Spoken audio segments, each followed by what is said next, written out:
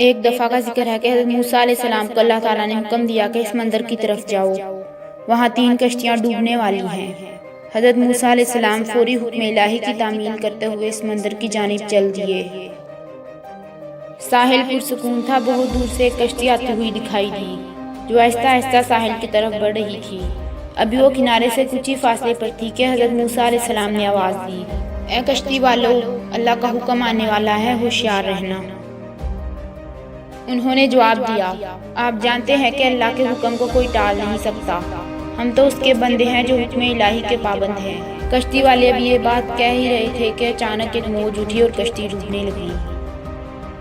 سوار اپنے آپ کو بچانے کی کوشش کرنے لگے، اتنے میں ایک اور زبردست موج آئی اور کشتی کو اپنے ساتھ بہا کر سمندر کی تہہ میں لے گئی۔ تھوڑی دیر میں ایک اور کشتی نظر آئی تو حضرت موسیٰ علیہ السلام نے انہیں بھی خبردار کیا اور کہا، ذرا محتاط ہو کر آنا۔ انہوں نے بھی پہلے والوں کی طرح جواب دیا کہ جو کچھ ہونا ہے ہو کر رہے گا، اور کشتی کو کنارے کی طرف لاتے رہے، یہاں تک کہ ساحل کے قریب آتے آتے یہ کشتی بھی ڈوب گئی۔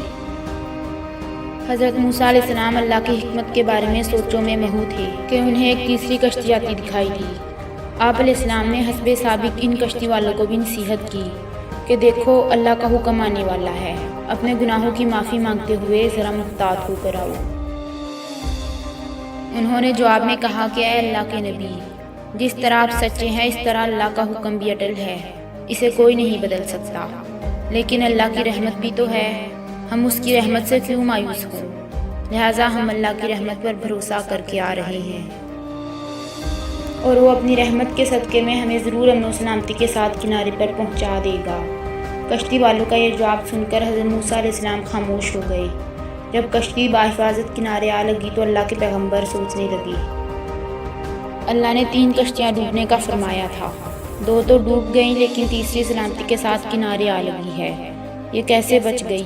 ارشاد باری تعالیٰ ہوا کہ اے موسیٰ، آپ نے سنا نہیں کہ تیسری کشتی والوں نے کیا کہا؟ انہوں نے میرے حکم کو تسلیم کیا تھا، میری رحمت کا آواز دی تھی اور اس پر پورا توکل اور بھروسہ بھی کیا تھا، تو اس لیے یہ کشتی میری رحمت سے بچ گئی، کیونکہ جو بھی میری رحمت کے دروازے پر آ کر صدا دیتا ہے میں اسے نا امید نہیں کرتا۔ حدیث میں آتا ہے کہ جب اللہ تعالیٰ نے مخلوقات کو پیدا فرمایا تو عرش پر لکھ دیا، میری رحمت میرے غضب پر غالب ہے۔